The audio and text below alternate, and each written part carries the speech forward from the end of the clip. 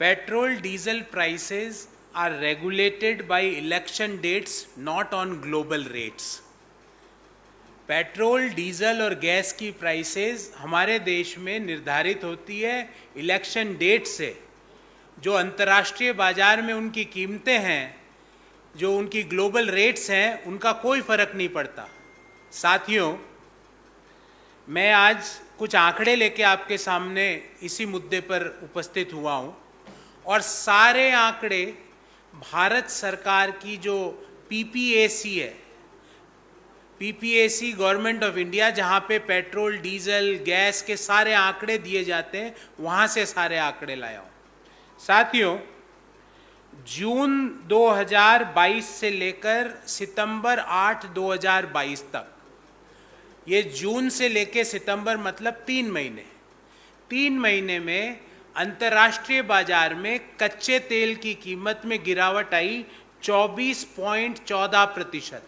जो जून 2014 में $116 प्रति बैरल था, वो 8 सितंबर को $88 प्रति बैरल है। और ये मैं भारत सरकार जो जिस कीमत पे पेट्रोल खरीद रही है, कच्चा तेल, उसका आंकड़ा दे रहा हूं आपके सामने। तो जून से लेके सितंबर तक 24.14% कच्चे तेल की कीमत में कमी आई और पिछले 3 महीनों में पेट्रोल और डीजल के कीमतों में कमी आई 0%। अगर ये कमी आप जस्ट एज्यूम कीजिए कि ये 24.14% की कमी की जगह अगर बढ़ोतरी हो जाती तो सरकार बोलती आज रात मध्य रात्रि 12 बजे से, वो वाला स्टेटमेंट जब कमी होती है कच्चे तेल की कीमतों में, तो वो स्टेटमेंट सरकार के मुख से क्यों नहीं सुनाई देता है। साथियों, मैं यहाँ पर ये बात भी आपको बताना चाहूँगा कि जब मई 2014 में कच्चे तेल की कीमत $106.49 प्रति बैरल थी, उस समय दिल्ली में पेट्रोल की कीमत 71 रुपये और डीजल की कीमत 55 रुपये प्रति लीटर थी। और आज जब कच्चे तेल की कीमत $88 प्रति बैरल है और मैं सितंबर 8 का भारत सरकार के द्वारा जारी किया गया आंकड़ा प्रस्तुत कर रहा हूं, उस समय दिल्ली में पेट्रोल की कीमत 100 के आसपास और डीजल की कीमत 90 के आसपास चल रही है। ऐसा क्यों मोदी जी? और ध्यान रहे, पेट्रोल और डीजल की 50% जो कॉस्ट है वो कच्चे तेल की कीमत है, बाकी 50% सरकार टैक्स लगाती है। तो अगर हम उस 50% मान लेते हैं कि 100 रुपये पेट्रोल के भाव है, तो 50 रुपये, लगभग 50 रुपये कच्चे तेल की कीमत है। और कच्चे तेल में 24.16% की कमी आई। अर्थात अगर वो कमी ही सिर्फ लोगों को दे दी जाए तो पेट्रोल के दाम 12.5 से 15 रुपये प्रति लीटर तक कम हो जाएंगे। वो कच्चे तेल की कीमत की कमी ही किसानों को दे दी जाए तो डीजल के दाम 15 रुपये, 12.5 से लेके 17 रुपये प्रति लीटर के आसपास कम हो जाएंगे। पर जब भाव बढ़ते हैं अंतर्राष्ट्रीय बाजार में तो मोदी सरकार 1 घंटे की भी देरी नहीं करती, उसी रात से चालू हो जाते हैं। पर जब भाव घट रहे हैं, जब ये भाव घट रहे हैं तो देश के लोगों को इस घटत का प्रभाव या बेनिफिट क्यों नहीं मिल रहा? ना तो रियल जीडीपी बढ़ रही है और ना ही दूसरी जीडीपी घट रही है। दूसरी जीडीपी मतलब जी मतलब गैस, डी मतलब डीजल, पी मतलब पेट्रोल। इस बाबत हमारी एक मांग है, मोदी जी, आपसे ये अपेक्षा करना कि आप पेट्रोल और डीजल में टैक्सेस कम करोगे, ये अपेक्षा करना अब देश ने बंद कर दिया, क्योंकि आप नहीं करते हो, आप तो टैक्स की लूट जारी रखते हो। पर मोदी जी, ये कच्चे तेल की कीमत में जो कमी हुई है 24.14% पिछले 3 महीने में, इस कमी का बेनिफिट तो लोगों को दे दीजिए। इस कमी के बेनिफिट से हम मांग करते हैं कि इमीडिएटली 15 रुपये प्रति लीटर डीजल और 15 रुपये प्रति लीटर पेट्रोल के दाम कम किए जाए। और ये कमी कोई एहसान नहीं कर रहे हो मोदी जी, ये तो कच्चे तेल की कीमत में जो कमी है उसका आप बेनिफिट लोगों को दे रहे हो। साथियों, यहां पर मैं गैस का आंकड़ा भी लेके आया हूं। क्योंकि अभी तक पेट्रोल डीजल की बात करी, गैस में, और ये भी आंकड़ा मैं लाया हूं जो एलपीजी प्राइस पर मैट्रिक टन डॉलर में 2022 में जून में $750 प्रति मैट्रिक टन गैस बिक रही थी, और आज सितंबर में इसके भाव है $650 प्रति मैट्रिक टन। मतलब पिछले 3 महीने में गैस की कीमतों में अंतर्राष्ट्रीय बाजार में कमी आई 13.33%, 13.33%। और मोदी जी ने क्या गैस सिलेंडर के दाम कम किए? क्या उस पर बात भी की? इसलिए हमारी मांग है कि जो अंतर्राष्ट्रीय बाजार में गैस की कीमतें घट रही है, उसका प्रभाव, उसका इंपैक्ट, उसका बेनिफिट देश की गृहिणियों को क्यों नहीं मिल रहा है? क्यों 150 रुपये प्रति सिलेंडर कम नहीं किए जा रहे? क्योंकि 13.33% अगर गैस की कीमतें कम होती है तो गैस सिलेंडर के दाम लगभग 150 रुपये प्रति गैस सिलेंडर कम हो जाते हैं।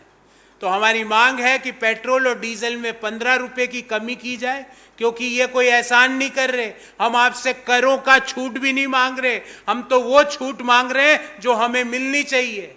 मोदी जी, आप कहा करते थे कि ये मेरा सौभाग्य है कि कच्चे तेल की कीमतें नहीं बढ़ रही है। अरे जब घट रही है तो आपके सौभाग्य देश के लोगों पे दुर्भाग्य बन के क्यों टूट रहा है? क्यों जब कच्चे तेल की कीमतें घट रही है तो पेट्रोल और डीजल की कीमतें कम नहीं हो रही? इस बाबत हमारे 3 स्पेसिफिक सवाल है। क्वेश्चन नंबर 1, जब कच्चे तेल की कीमत पिछले 7 महीनों के 7 मंथ्स लोवेस्ट, पिछले 7 महीनों के निम्नतम स्तर पर है और इन्फ्लेशन लगातार पिछले 7 महीनों में आरबीआई की अपर लिमिट 6% से ज्यादा है, तो उस दौरान कच्चे तेल की कीमत में जो घटत हुई है, जो डिप आई है, उसका बेनिफिट देश के लोगों को क्यों नहीं मिल रहा है? इसका हमें जवाब चाहिए मोदी जी। क्या मोदी जी, हमारा दूसरा सवाल यह है कि हमारे देश में पेट्रोल और डीजल की प्राइस सिर्फ इलेक्शन डेट से ही निर्धारित होती है, ग्लोबल रेट से नहीं होती है क्या? क्योंकि हमने तो आपको डायनेमिक प्राइसिंग बना के दिया था, जहां पे कच्चे तेल की कीमत का इंपैक्ट का प्रभाव पेट्रोल और डीजल की कीमत पर पड़ना चाहिए।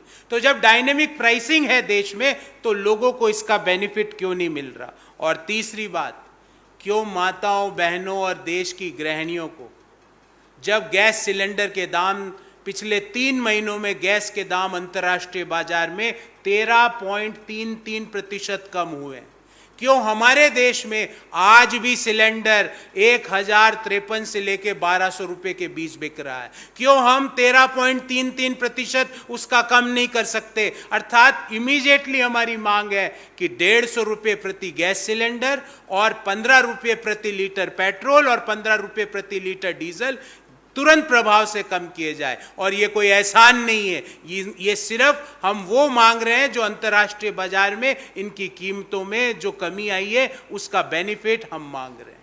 क्यों आप उस बेनिफिट को लोगों में डिस्ट्रीब्यूट नहीं करना चाहते, देश के लोगों में डिस्ट्रीब्यूट नहीं करना चाहते? जब 20 से 24 वर्ष के आयु वर्ग के 42% युवा बेरोजगार है, जब इन्फ्लेशन लगातार पिछले 7 महीनों से आरबीआई की अपर रेंज से ज्यादा चल रहा है, उस समय भी आप कच्चे तेल की कीमत की कमी का इंपैक्ट लोगों को नहीं देना चाहते। ऐसी देश के लोगों से, मध्यम आय वर्गीय परिवारों से, निम्न आय वर्गीय परिवारों से मोदी जी आपकी इतनी दुश्मनी क्यों है कि आप जब अंतर्राष्ट्रीय बाजार में कीमतें कम भी हो रही है उसका बेनिफिट मध्यम आय वर्गीय परिवार और निम्न आय वर्गीय परिवारों को नहीं देना चाहते? साथियों, मैं अपनी बात बहुत ही संक्षेप में अंग्रेजी में कहूंगा और फिर आपके सवाल लूंगा। रियल जीडीपी बढ़ नहीं रही और दूसरी GDP that is gas, diesel and petrol घट नहीं रही। Under Modi government petrol diesel prices are determined by election dates, not on the basis of global rates. We would like to ask a very specific question, and that is the objective of having this press conference. In last 3 months, in the international market, the crude oil prices came down by 24.14%. In June 2022, the crude oil prices were $116.01, and on September 8, 2022, it is $88 per barrel. In other words, there is a dip of 24.14% in the crude oil prices in the international market.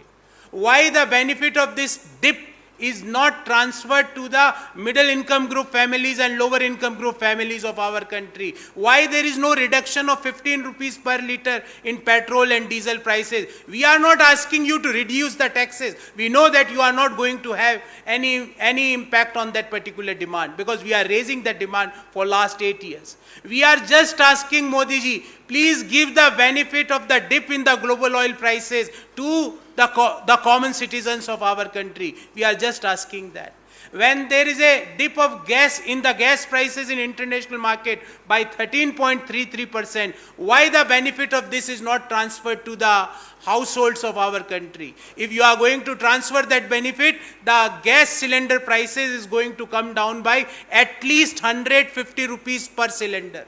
If you are going to just transfer the dip in the crude oil prices, the petrol and diesel prices will come down by at least 15 rupees per liter. So in this regard, we have specific 3 questions to Modi ji, because petrol minister nobody knows. तेल के मंत्री कौन है देश में, किसी को नहीं पता.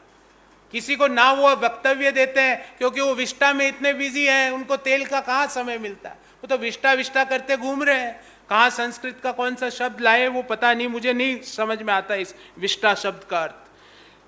We have 3 specific demands to the Modi government. When the crude oil prices are at 7-month low and inflation above RBI's upper band of 6% for the last 7 months, why the consumers having to bear the brunt of high fuel prices? Why is the relief not being passed to the consumers when the burden of high crude prices is always passed on? When the prices goes up, immediately, forget about next day, midnight, 12 o'clock, the prices of petrol and diesel will shoot up. But when the prices are coming down, why the same urgency is not there with the Modi government to reduce the petrol and diesel prices by at least 15 rupees a liter? Second, are the petrol and diesel prices are regulated by election dates only, or they are regulated by global rates? Because based on your actions, it appears that you determine the petrol and diesel prices based on election dates, not on global rates.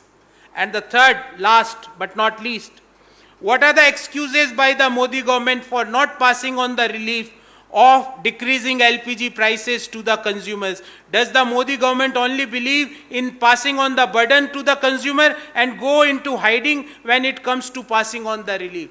जब relief की बात आए, जब छुप जाओ, जब कच्चे तेल की कीमतें बढ़ जाए, जब बाहर आके आधी रात को 12 बजे से बढ़ा दो, जब गैस की कीमतें अंतर्राष्ट्रीय बाजार में बढ़े तो बढ़ा दो, पर जब 13.33% पिछले 3 महीनों में गैस की कीमतें अंतर्राष्ट्रीय बाजार में कम हुई तो उसका बेनिफिट हमें क्यों नहीं मिला?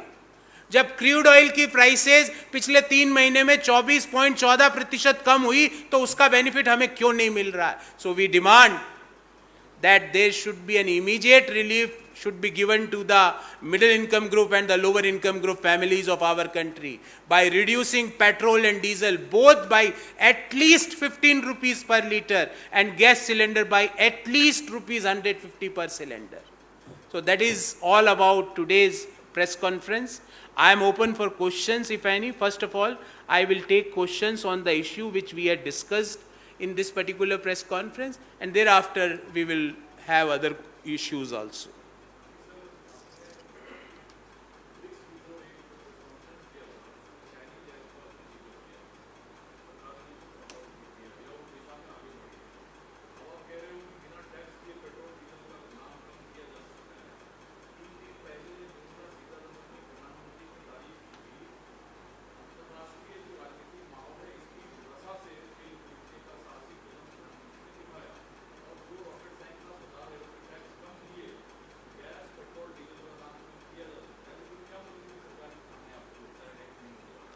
देखिए, वित्त मंत्री जी ने प्रधानमंत्री जी के लिए क्या कहा, क्या तारीफ करी, उस पर ज़्यादा ना तो देश को इंटरेस्ट है ना हमको इंटरेस्ट है, क्योंकि ये तो वो लोग हैं जो बुलबुल के ऊपर बैठ के उड़ जाते हैं, ये तो वो लोग हैं कि जो मगरमच्छ के ऊपर बैठ के ओशियन के ओशियन, महासागर के महासागर पार कर लेते हैं। तो ये तो पूरे एयरलाइन इंडस्ट्री को बंद करा दिया इनके एक स्टेटमेंट ने कि बुलबुल के ऊपर बैठ के लोग उड़ रहे हैं। तो हर व्यक्ति को, आपको बम्बई जाना है तो आप अपनी बुलबुल पर उड़ रहे हो, कोई किसी और को जाना है तो वो उसकी बुलबुल पर उड़ रहा है। ये इस तरह की बातें करते हैं। मैंने बड़ा डाटा वाइज सवाल पूछा है कि, और सारा डाटा मैं भारत सरकार की वेबसाइट से लाया हूँ, ये कोई भी प्राइवेट डाटा नहीं है, ये इंडियन बास्केट का डाटा है। This is a data of Indian basket, ये डाटा कोई प्राइवेट डाटा नहीं है। और ये भारत सरकार का डाटा है जो कहता है कि जून 2022 में कच्चा तेल भारत सरकार ने खरीदा $116 प्रति बैरल, और सितंबर 8, 2022 को भारत सरकार ने कच्चा तेल खरीदा $88 प्रति बैरल से। आप जाके इसको PPAC की वेबसाइट से चेक भी कर सकते हैं, और मैं तो आपको लिंक और सोर्स भी दे रहा हूं अपनी प्रेस रिलीज में। अर्थात 3 महीने में कच्चे तेल की कीमत में कमी आई 24.14%। मैं तो ये कह ही नहीं रहा कि एक्साइज ड्यूटी कम करो, क्योंकि आपके मन में तो संवेदनशीलता है ही नहीं। लोग कोरोना में मर रहे थे, उस समय भी आपने नहीं करी, तो अब आपसे अपेक्षा करना ड्यूटी में कमी का बेईमानी होगा। अरे मैं तो ये कह रहा हूं कि जो आपको कम कीमत पर कच्चा तेल मिल रहा है उसका बेनिफिट हमें क्यों नहीं मिल रहा है। 24.14% की गिरावट 3 महीनों में। कच्चे तेल की कीमत अपने 7 महीनों के निम्नतम स्तर पर है। अगर हम मान लें कि 100 रुपये का तेल मिल रहा है ऑन एन एवरेज, तो उसमें लगभग 50% कच्चे तेल की कीमत का कंपोनेंट होता है। तो 50 रुपये कच्चे तेल की कीमत हुई, 50 का 24%, 12.5 तो यही हो गया। हम तो आपसे 15 रुपये प्रति लीटर की डिप की मांग कर रहे हैं। हमने तो डायनेमिक प्राइसिंग सुनी थी, आपने डायनेमिक प्राइसिंग को पॉलिटिकल प्राइसिंग बना रखा है। हमें तो लगता था तेल की कीमतें हमारे देश में ग्लोबल रेट्स डिटरमाइन करती है, पर आपने बना रखा है कि इलेक्शन डेट्स डिटरमाइन करती है। ग्लोबल रेट का कोई मतलब नहीं है। दूसरा, ये आंकड़ा है, ये गैस का जो अंतर्राष्ट्रीय बाजार में कीमतें, उसका मैंने पिछले 3 महीनों का ब्यौरा दिया है। जून में अंतर्राष्ट्रीय बाजार में गैस के दाम थे $750 प्रति मेट्रिक टन, जो सितंबर में है $650 प्रति मेट्रिक टन, मतलब 3 महीनों में 13.33%। अब मैं कह रहा हूं कि 1200 रुपए का सिलेंडर मिल रहा है देश के कई भागों में, दिल्ली में इसके दाम 1053 रुपए है। आप 13.33% भी डिप करो तो 150 रुपये on an average cylinder price कम हो जाएगी। अब सवाल यह है कि वो ऐसा क्यों नहीं कर रहे, ये आपने पूछा।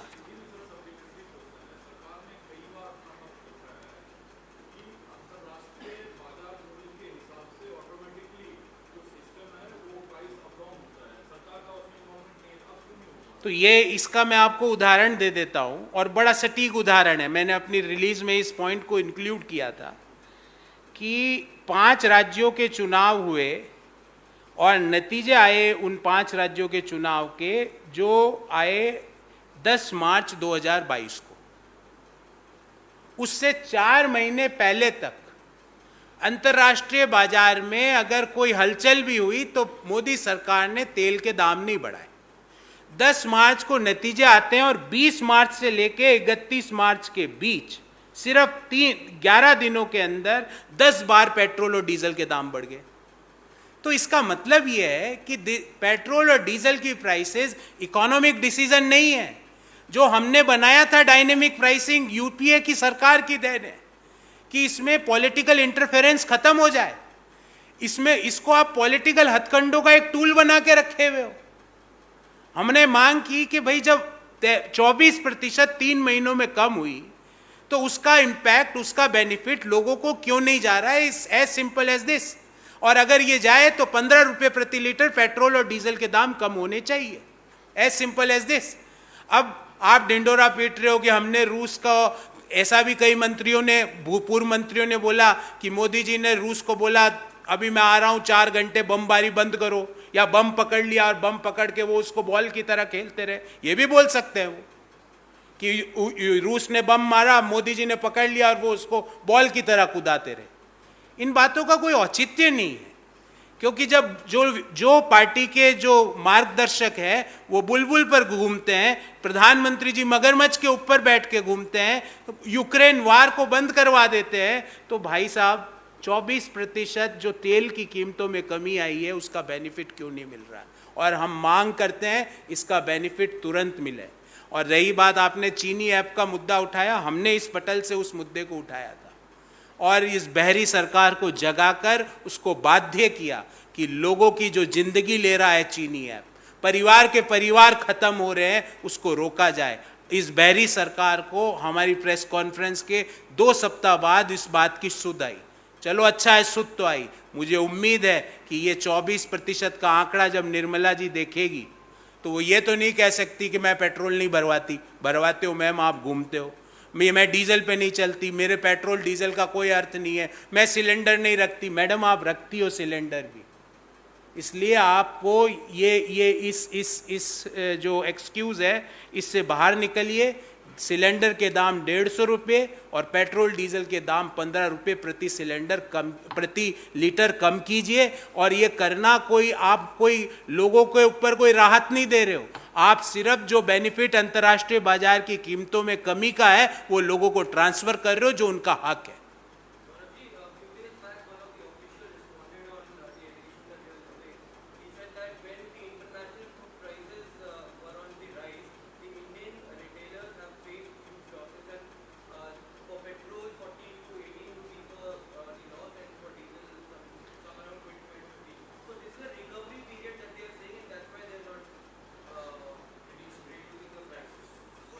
So I had a very specific pinpoint answer to your question.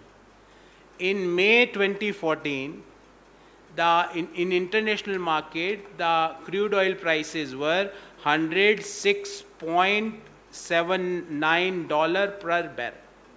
And you know what is the prices of petrol in Delhi? It was 71 rupees a liter and diesel was at 55 rupees a liter. When the prices were $106.49 per barrel in May 2014, when UPA was in power, at that time, for $106 per barrel crude oil prices, petrol was sold at 71 rupee and diesel was sold at 55 rupees a liter. How we were managing? It means you don't know how to govern the country. We were managing the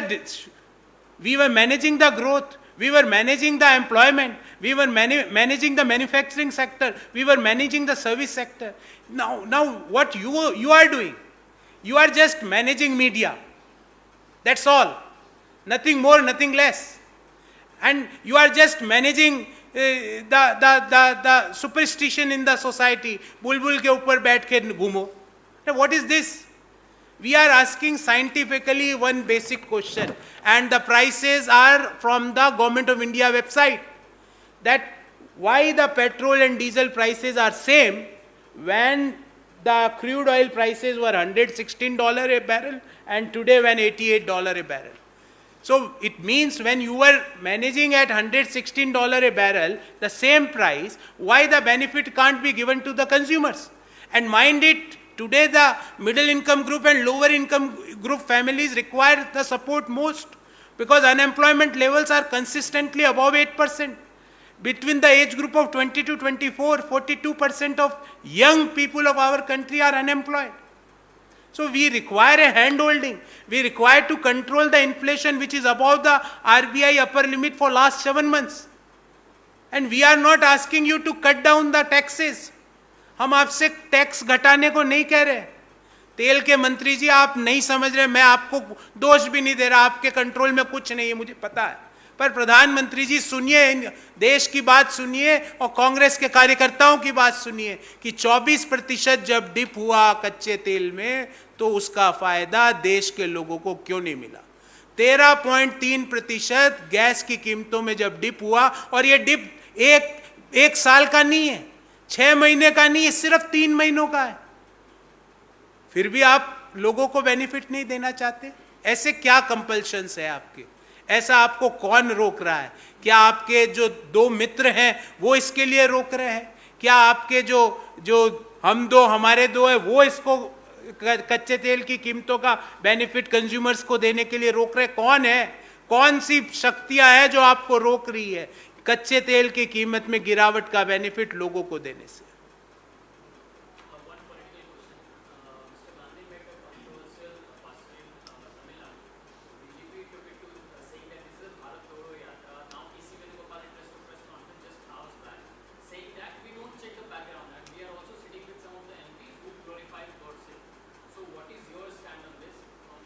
See, time and again we had answered this question. Even the General Secretary in charge of media also answered this question. See, who is asking these questions, you know? These questions were asked by the people who killed Mahatma Gandhi. These questions were asked by those people who support the ideology of Nathuram Godse. These questions were asked by those people for 52 years post-independence, they had not hoisted the national flag, Tiranga.